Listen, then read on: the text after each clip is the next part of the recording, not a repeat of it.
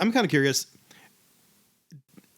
I know some theaters start like their intro level. You just start right into long form, and all the places all the places I've gone to usually starts with short form into long form. Do you have a preference, or is there? I don't know. I'm just curious. It's like, is there a benefit just starting right into long form compared to learning short form? I don't know. I was always curious about that. What I have kind of gleaned over time is typically long form theaters that start with long form scene work as their intro level 1 class typically have a shorter class structure. And so they want to hit the ground running. Like if they only have 4 classes, they're going to start with where it's going to end a lot sooner. So like IO, their first class, it's long form, but having gone through a miniature version of it in their summer intensive, I mean, you're still doing short form. Like the first class or 2, we were doing shift left, we were doing freeze, we were doing all the stuff that, we all 3 of us did in our intro level classes at theaters that started with short form. It just got to scenic games and scenic exercises much quicker. And I don't. The same thing with the pit too. Just as a side note, there's no way around using exercises that either feel like short form or are just short form, but as a workshop tool instead of a performance tool. Right. So Go Comedy is a short form first theater, right? It's the main show. Friday and Saturday is a short form show. It's not like we don't do long form, but that's why we have 4 levels of short form classes, because we do short form shows. And then we go into long form. So Pointless is an 8-class structure, and it's a long form theater, but our first 2 classes are short form. And that's for 2 reasons. One, well, multiple reasons. I won't limit it. We're in a smaller market, being in Ann Arbor. So typically, I don't have any quantitative data on this, but for people that are just interested in taking a class, my gut tells me it's the attrition rate in a class that shoves you into long form scene work right away, for people who are just kind of like, I'm just going to get out of the house for a week. It's less than short form, where it's really kind of quick to get that feeling of cooperation and spontaneity without all the underlying, like what's your character right away. Do you also think it might be a regional thing? Because like even though we had a second city here and there's several improv theaters, the general public still doesn't understand. Like my parents still don't understand what improv is. They think I work at the Comedy Castle, and they tell people I'm a comedian. Well, there is that, but there's also going back to that point I made earlier about, are you teaching hobbyists or practitioners, Right. and keeping a theater running, as we clearly know right now, is hard. And so how do you retain students of both types for as long as possible? And that's not just a financial thing. It's also just, immersing people in what you do. Even if people take 2 or 3 classes and then don't continue, they're more likely to come to shows because they have an understanding of what's happening on stage. So you're also building your base audience, whether they finish the program or not. And also, I consciously started at Pointless those first 2 classes. Each class, not the first one is just, welcome to improv, but like the second short form class is very much focused on skills for long form that are able to be taught through short form. So going from A to C, taking suggestions non-literally, patient play, being absurd, having fun, acceptance versus justification. Like all these things I'm in that second improv class at Pointless. It's laying the groundwork and the bedrock for all of the long form that they're going to be learning, leading up to the Herald and the Decon and all of that stuff. Yeah, I think in my mind, it seems that a long form, a strictly long form centered program it has more of a conservatory feel, where the theater is kind of like operating in the assumption that like you want to do this as a performer, and that most theaters that are teaching both or short form are keeping in mind that holistic hobbyist and performer side of things. But on the other hand, I think that like the Spolin approach, which for Viola Spolin was like it's theater games that are both teaching good performing habits and good life skills. You know, I think that also has an equally potential conservatory feel too. Is that like they're one and the same? Life skills and improv skills are the same. And now we're into corporate and non-improv workshops, right? For the Spolin aspect of like, this is how you can use these things that we use in improv in your general life, for communicating and listening, but also for work life. Thinking out the box, all that good stuff. And also, again, from a theater aspect, it's another way of not only spreading the message of what you do and how you do it, but also a means of, having income for the theater that's not ticket dependent. Yeah. Yeah. When you get, because you mentioned conservatory, which made me think of auditioning, because Gary and I both went through Second City, and to get into like the long form classes, you had to audition to get into the conservatory long form classes. Yep. I thought having an audition process was really beneficial, and I understand why some theaters, especially like some of the ones that just started up, would kind of avoid that, just because, like you said, like it's a business as well. But I was wondering, like, what do you guys think about it? Do you think it's beneficial to have that in place, or do you think it's not necessary anymore?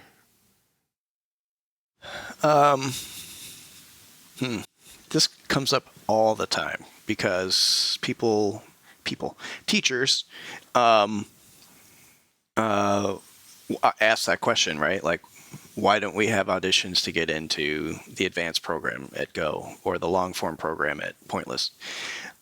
Because those are we mentioned this earlier, like where's the level where you start just teaching to practitioners and people that want to be improvisers? And for me, when I teach long form 1 at Pointless, which is the Herald, which is the first long form class, I literally say, this is now a performance class. I am teaching this assuming everyone in this room wants to be on stage, wants to audition for the league, wants to be doing this for years to come. That is how I will be giving notes. That is how I'm teaching this. If that is not your goal, that's fine. But understand, that's how this class is being taught from now on. And I typically start that at Go Comedy at around advanced 2 or 3, not necessarily even advanced 1, because that's the first transition class. And start teaching it a different way. But to the audition question, Second City could do it even in Detroit because they're a multinational corporation and have deeper pockets. So like when I auditioned, we had to audition twice. For the second level to get into the final leg of the conservatory, we didn't have enough people get through the audition to have a class. And so we got someone that had already gone through the program, and so they were able to join our class. And then our class petered out after 2 classes, and we had to join another class. So there's those issues, because for a smaller theater, if, running a class and not running a class is the difference between being able to do any number of things and not being able to do it. Or, things you might be planning down the road from a financial. Okay, or I was going to say organizationally or financially, both? Financially. Typically, and this is only, this is a guess on my part, and it only applies to the theaters that I know, but a training center for an improv theater is minimum a third of their income. Yeah. For all intents and purposes, a training center keeps a theater running. Because ticket sales, the margins on tickets, depending on the theater, depending if they have a bar, and other. Even the time of year, Correct. Like season. Summers go down, but typically class enrollments don't go down in the summer. So there's all these things to keep in mind. It's not like you have to tailor to that. And also, like at Go, we instituted a third level of classes, which is not a continuation of the base program. So there's the intro classes and the advanced intro short form, advanced long form. And now there's a performance level of classes, which are classes specifically designed by teachers who are experts in whatever area that is. So the first thing that we did in that was to create a musical improv program. And I consciously made it a program and not a series of classes, meaning it's a self-contained program. You have to audition to get in. I didn't know that. Yep. Okay, that's great. Yeah. Anything that's offered at Go Comedy through the performance level of classes, you have to audition. And in exchange, all those classes have to have auditions, and all those classes will have some kind of show run. So not just a single class show. So the music program gets a month-long run of shows. It's also a 22 to 24 week program. So the expectations are different. If you're auditioning, we're expecting that you are committing to this. And if you aren't, we specifically say we'll remove you, because. I don't know if you know this about improvisers, but sometimes we overcommit ourselves.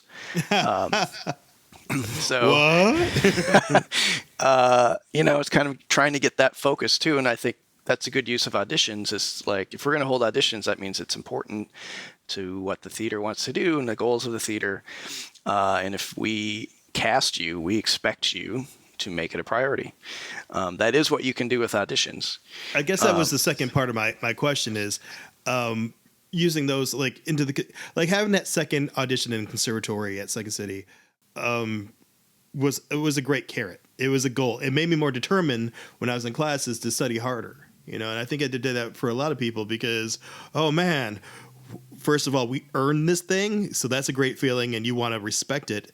And then there's another hurdle. So we barely made it in the first time. To finish this thing, we got to get through that. So, is there a psychological or just an educational value for having those, I guess?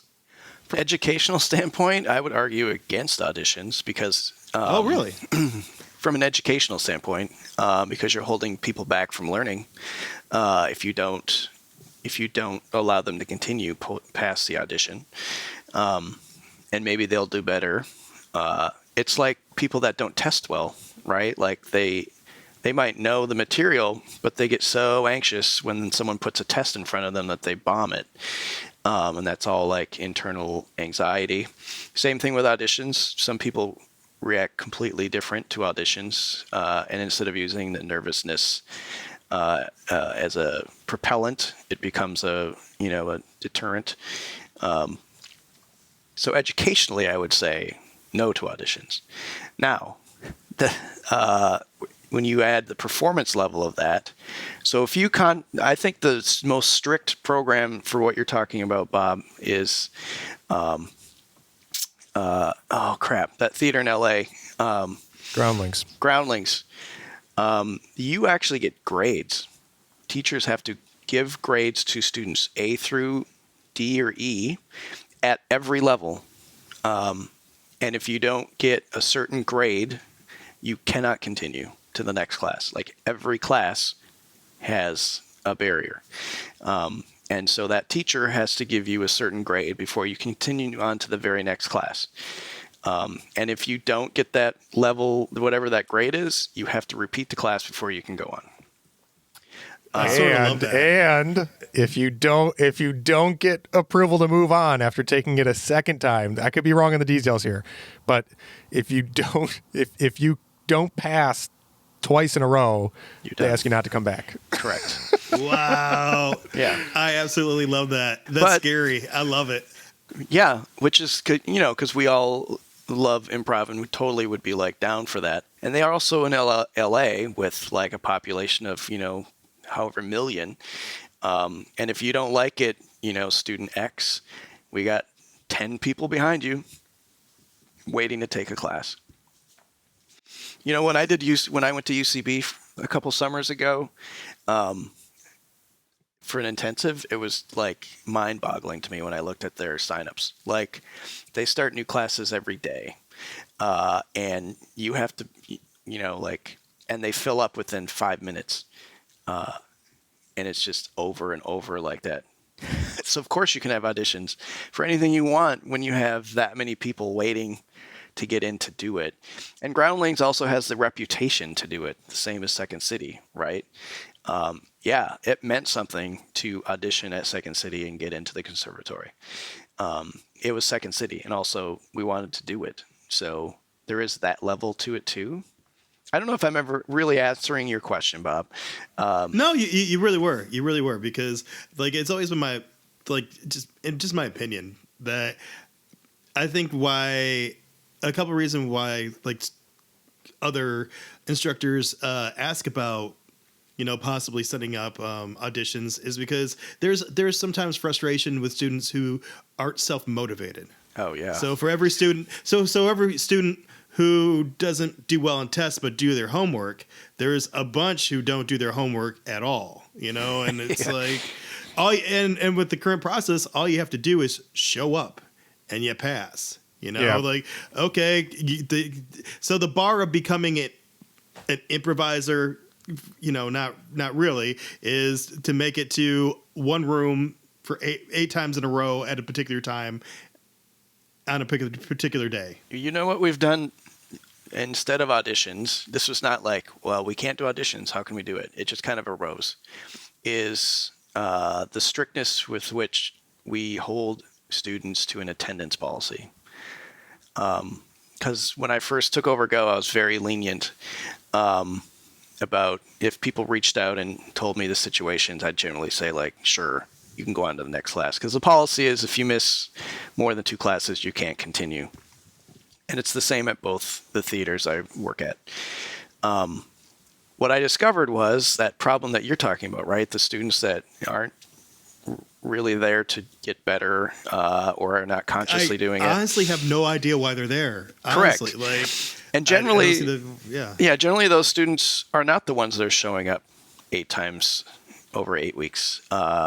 And what I discovered was being lenient with attendance and allowing students who have missed 3 or more classes to continue just solely because they love the people in their class. And there's not anything wrong with that.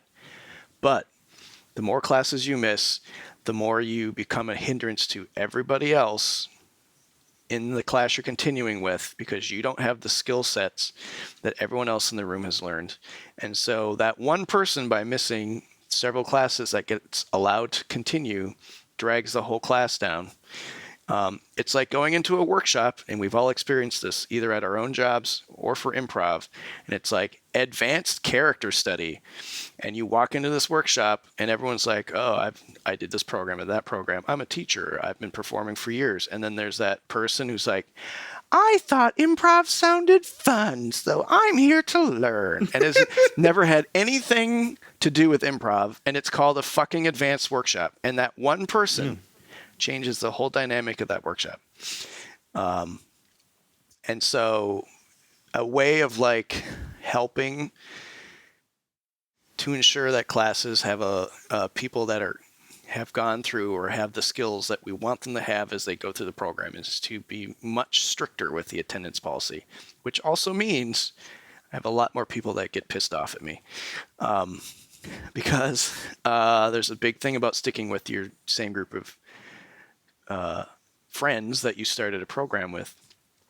But that has actually helped kind of diminish the thing that you were talking about, Bob, about that one person who's just like. And I just want to make it clear, I'm not, when I say people who don't do their homework, I don't mean people who are not in it to become, main stage performers or anything. I just mean people who show up and don't want to participate, don't want to, I don't know, don't seem to take notes. It just, sometimes I have a student who just looks miserable, and I'm like, how did you make, because I only teach advanced, how'd you make it this far doing something voluntarily that you don't enjoy doing? Because I couldn't do it.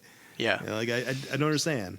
So I don't mean anybody who's just there who genuinely just enjoys being there, being with their friends, trying something out of their comfort zone. I enjoy those students because they usually don't put the pressure on themselves. Yeah, so you were just using the analogy I set up, but there's a lot of different philosophies, not just solely educational, about having auditions versus not. Some of it could be financial, some of it could be philosophy. I don't want to hold people back. It could also be it's not out of the box that somebody gets hooked on improv in their 6th class as opposed to their 1st or 2nd. There's also that. There's also the other thing I already said about people that get training who have no interest of being on stage tend to go to shows more and bring people with them. So there's any number of ways. And when you reject someone, and that's what not getting cast is, that's how we all take it as a rejection, can feel shitty. And not sewing that into your community is also another way of looking at not having auditions. And in your training program, that's what I'm talking about. I'm not saying we shouldn't have auditions for our main stage show. Who wants to play this Friday? That's not what I mean. Sign up. We'll take anybody. From a training center aspect, there are any number of reasons to have or not have them. That completely makes sense. No, I never thought about it that way. That makes complete sense. And if we're supposed to be a safe place and all inclusive, that also makes sense. We're all inclusive until you get to level 4. Then you gotta know a guy. Yeah, there is that. And I'm not saying that we are rejecting people if we don't cast them. Because we're not saying that. It's just you didn't fit for this one particular thing. But on the other side, especially if it's your first ever audition, it can be the biggest smackdown in the world. How do you fix that? I wish it were easier psychologically to make people feel okay with taking classes over again.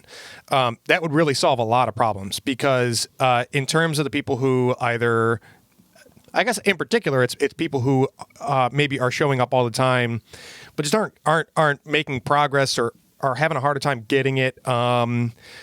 Whatever it is, to be, without having the strict cutoff and never come back of the Groundlings program, to be hey, you're doing great. You're on your own path. We recommend that you go back to intro 3 because it feels regressive. Even saying go back to it feels like stagnant or regressive, remedial. It feels like you're being punished or held back. Well, it's because of the education system that we all came up through. Yeah.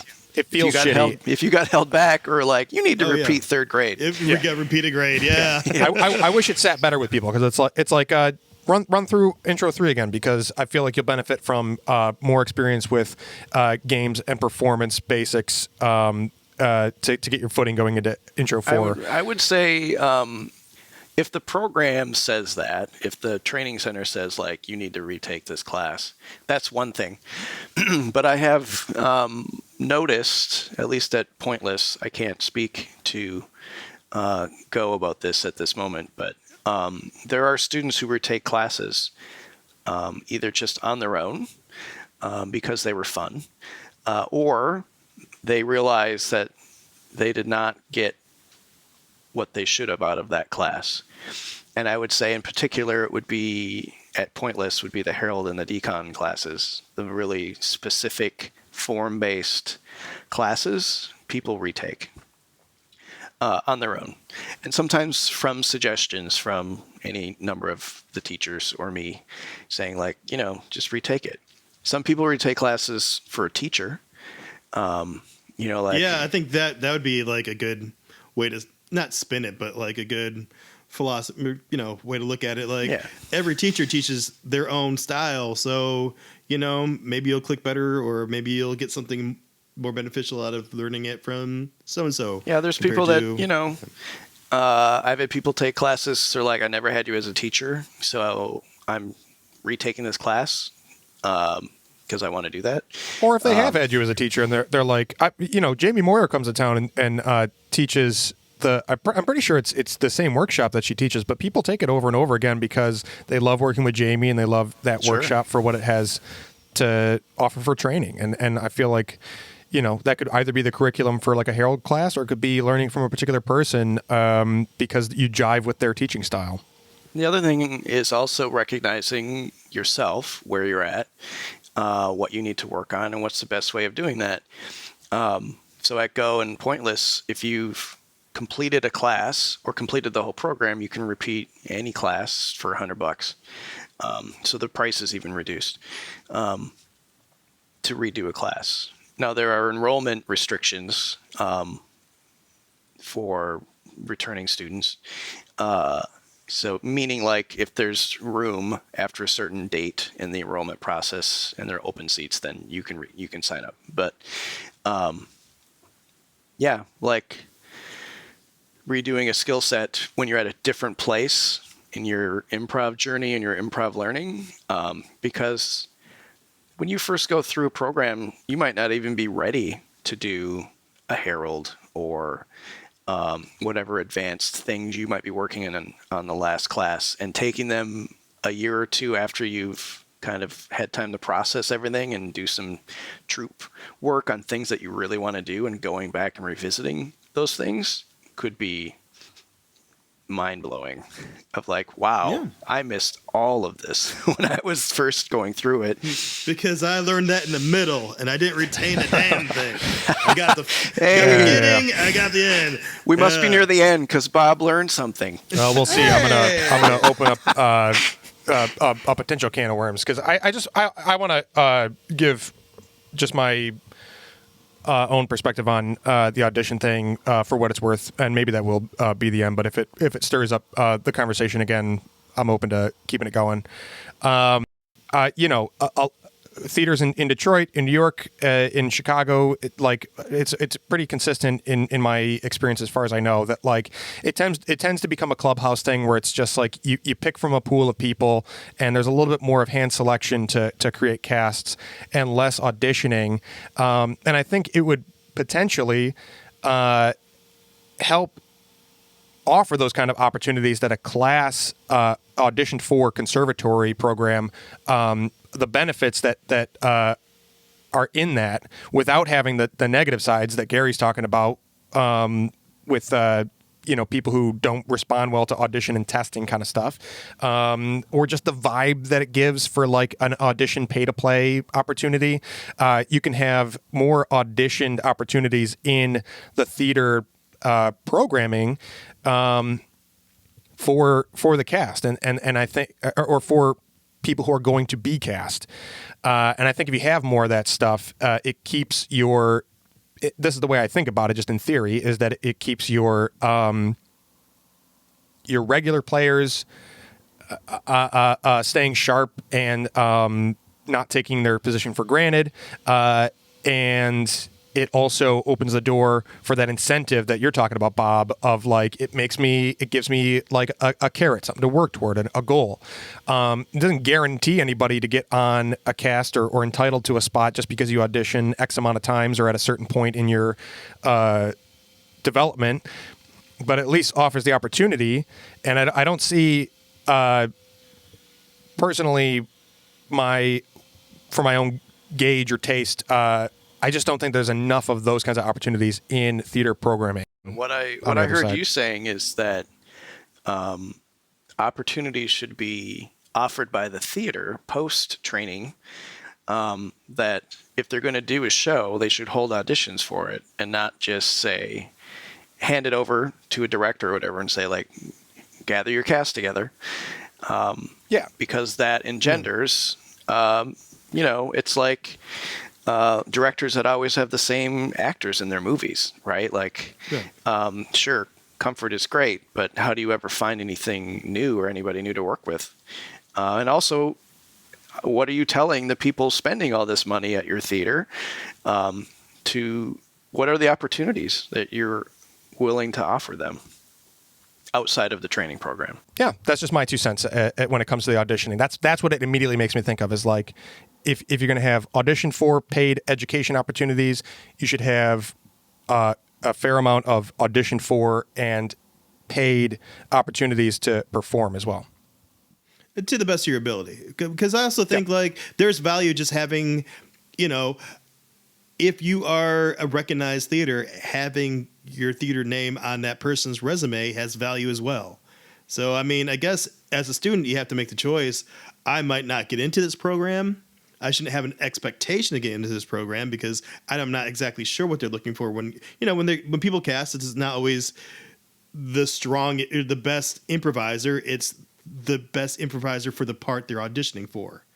Yeah, or the makeup of the group. So, I mean, you're learning art. And if I go to a painting school, because that's what they're called, I shall learn how to paint. If I decide to take my canvas and do whatever I can with that and sell it some other non-conventional way, that's on me as well. That's true. Most artistic schools are not also artistic end destinations or platforms. Like they're called painting schools, James. But yeah, most conservatories, or I guess I can't speak in such broad terms, but you would go to painting school or photography school. You might take workshops and classes for the learning's sake and go make your freelance career and gig around because it's a valuable skill. Same thing goes for improv. It's one skill set that could get you more opportunities on stage, on screen, doing other things that aren't necessarily provided by the theater. I think that's a fair point. Yeah. Yeah. Also, just to be accurate, if you want to learn how to make sculpture, those are called academies. Oh, sculpture school? No, sculpture academy. Clay school? That's pottery. These are all, especially in, I guess I can't say especially smaller markets, because all the issues we've been talking about are present in New York, Chicago, LA. They're not small town universal issues. They're improv universal issues. How to get money is just simply being on stage and hope that some producer is at your show and sees you. Is that payment enough? It might have been 20 years ago. I don't think it is now. Well, I just think about how many times have we been to a workshop or a festival and we bumped into somebody we've never seen before, and they're like, "Oh yes, I trained at Second City, Detroit, and I've never heard of you, man." And then we found out they took one workshop one time, and it's like, well, yes, you did physically go to a Second City workshop, but I wouldn't call that going to Second City. Correct. Or going to whatever theater. It's getting back to strict training, teaching, coaching. It's at the end of the day, I would tell a middle or high school student, maybe not middle school, high schooler, I would say, you have responsibility for your learning. just as much as the program you're in or the teacher you have. Like we were saying, like retake a class. Why? Not because the theater tells you to, but you recognize that it would be good for you. What are your needs? What do you want? And this is mostly once you're out of a training program, because that's also maybe to open up another avenue of discussion is like that nebulous region, the demilitarized zone between your last class and whatever it is your goal is, ResCo, resident company, league, home team, whatever it is, right? Like that space in between. What the hell do I do there? Which is, what do you do? And part of it is like, well, the main word there is like, what do you do? Some of it has to be on you. That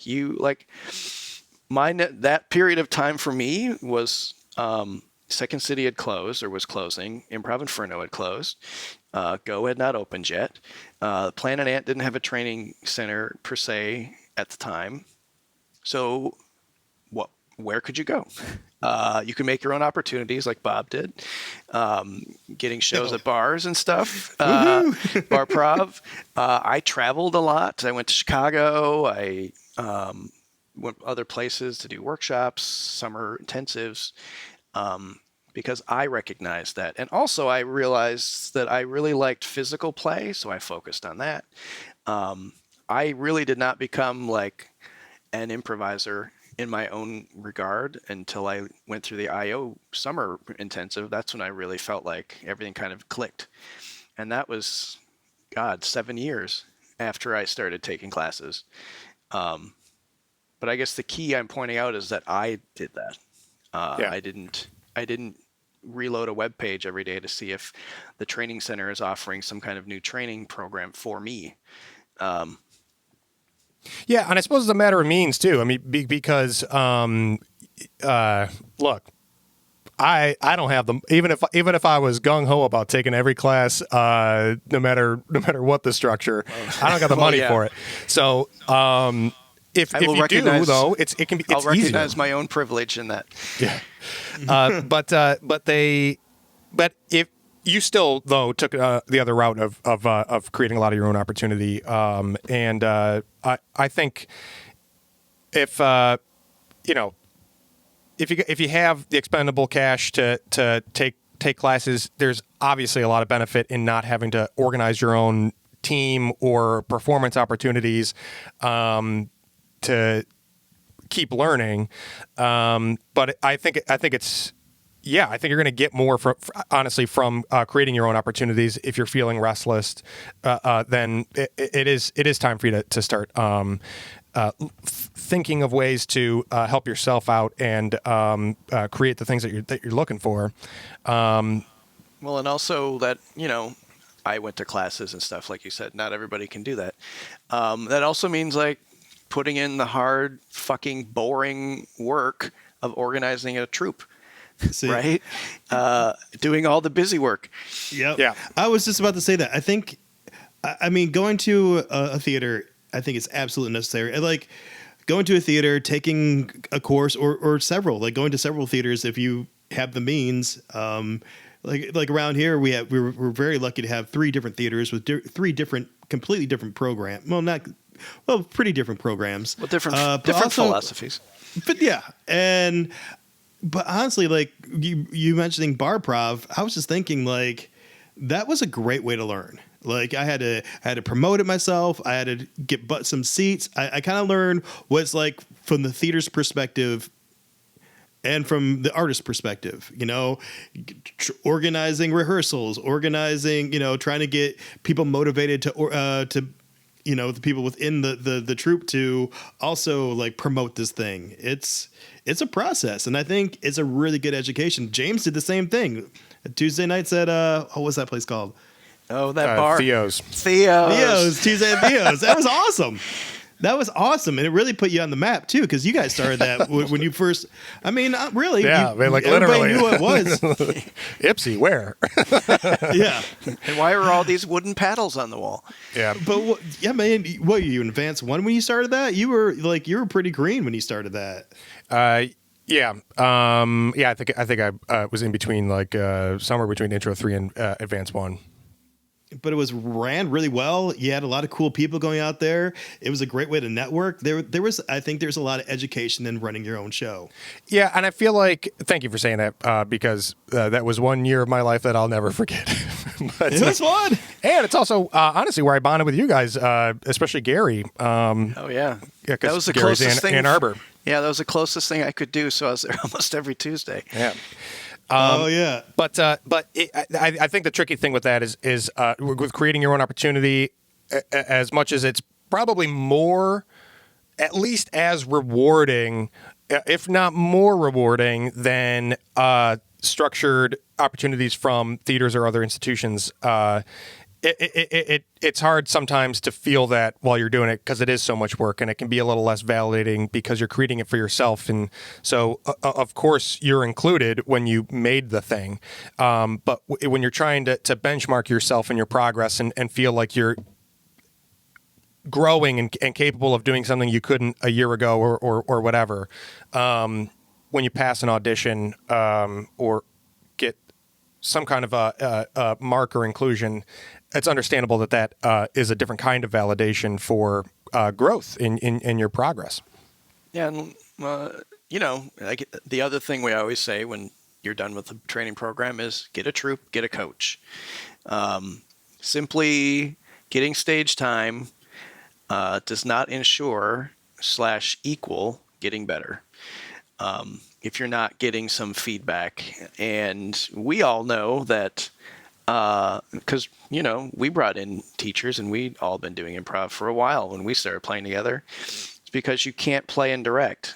You can't give feedback if you're part of the process. It's not how you get better. You have to have a coach. It doesn't mean you have to have a coach every time you get together, but you have to have that aspect. I don't want this to come off as us patting each other or ourselves on the back, but what I really enjoyed. So when we got together as a trio, we had an agreement like honesty. Let's just be honest with each other. And we would go in and rehearse, and we just gave each other our honest notes, and we had these discussions. And I learned so much from you guys. We like, until then, I don't think any of us really worked with each other that much, or at least not in a troupe together. Yeah. So it was really cool. Just like, oh, this is a new philosophy. This is a new approach. Oh, this is a better way to communicate with James or Gary. And I think that's a great way, another great way to, to get an education that doesn't cost you anything. It's a free education. Yeah, I agree with that. Although, it's a little less rare that's gonna come up. And probably still not even the absolute best scenario. Like I think that we did a really good job of it, but I think that the greatest version of the three of us would have included probably a coach and some rehearsals. But we did the best with the means that we could. And the other thing I'll say is that I drove myself insane with Legend Has It, which Gary and I were a part of, one of my first troops, and me and Gary at certain points trying to like coach internally, and I think I really that troupe grew and developed in really cool and exciting ways. But I know that I could have. I think I was doing myself a disservice and the troupe a disservice by not either stepping out of it to direct it or allowing someone else to direct it and letting go of the vision of the group and handing it off to an outside person who might change it slightly from what I exactly had in mind. And I think having those two things at odds with each other was really frustrating at a point where I could have used probably more growth and structure from having a coach. Well, I would say there's an education in that. It's also recognizing that, what I've been doing this close to 18 years now. I would never not do a troop without an outside coach. Would never do it. It's, educationally, it's just not the best way. And like you said, when you are in charge, it's hard to let go. It's hard to hand your baby off, for lack of a better term, to somebody else because they're going to change it because everybody has different takes on things. But also like recognizing that, and I'm also, because again, the power dynamics, right? Like, it's hard. I would imagine it would be hard for someone to ask me to be on their troop, being like the education director or whatever.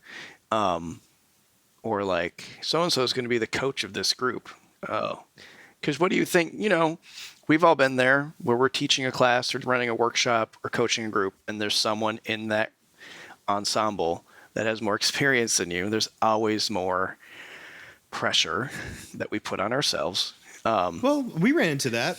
You coached my launch group, and we knew each other. We basically started at the same time. Yeah. And we had the conversation before we started, and I said, like, no, I trust your eye. Like it's good to have an outside coach. And, Always. And everybody has a different experiences in the way they grow and what they have learned and stuff like that. So I don't think time as an improviser is a great measurement of what kind of improviser or coach you are. I mean, you should have some experience, and like we were talking about earlier, but yeah, like it's not like working at the auto plant where you have well, I've been working here 2 more weeks, so I'm more valuable.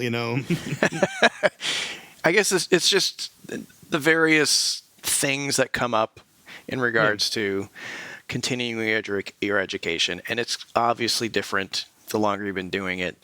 I'm just using myself and us as examples. Oh yeah.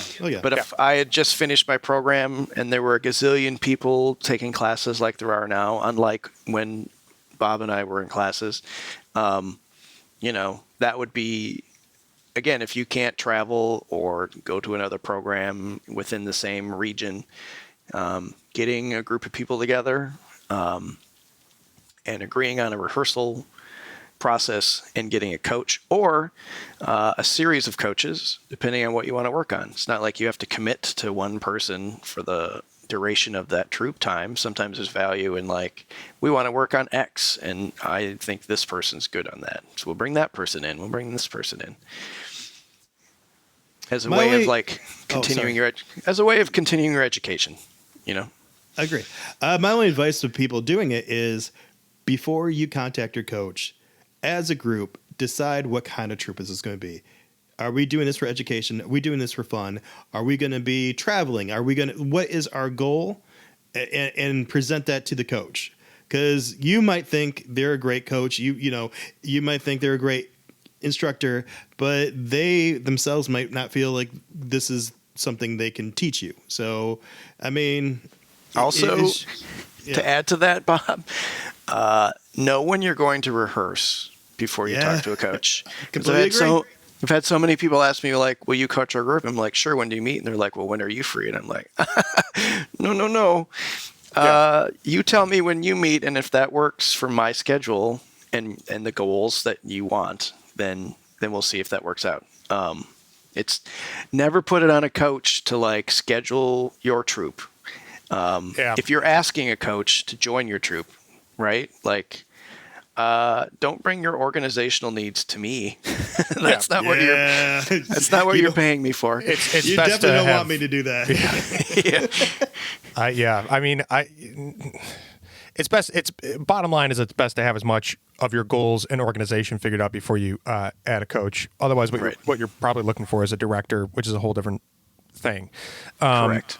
And I mean, because there's also, having started and directed a handful of shows, I feel like sometimes I wrestle with kind of the opposite issue of asking people to be in it and not being prepared with when we're going to rehearse. And I'm like, well, as soon as I get everyone involved to say yes, then we'll fill out a doodle and do it. But the more attempts I make at directing shows from scratch, the more that I'm convinced that the only way to do it to its fullest potential is to pick the day ahead of time and then invite the cast.